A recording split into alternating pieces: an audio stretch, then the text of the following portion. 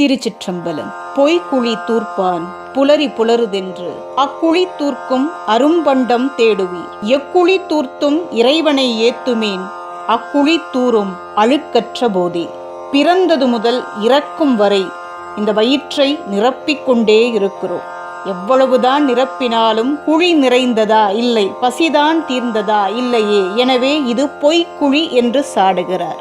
பொய்க்குழி தூர்ப்பான் புலரி புலருதென்று.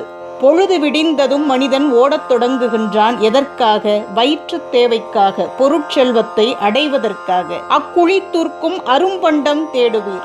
ஒவ்வொருவருக்கும் ஒரு வேடம் தரப்பட்டிருக்கிறது. விரும்பினாலும் விரும்பாவிட்டாலும் அதை ஏற்றுக்கொண்டுதான் ஆக வேண்டும்.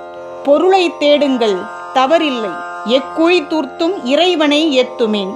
அரும்பாடுபட்டு எந்த குழியை நிரப்பினாலும் இறைவனை மறவாதீர். எந்த தொழிலை செய்தாலும் எந்த நிலையில் இருந்தாலும் அவன் புகழை பாடுங்கள் என்று பாடுகிறார். எக்குழி தூர்த்தும் இறைவனை ஏத்துமேன் அக்குழி தூரும் அழுக்கற்ற போதே.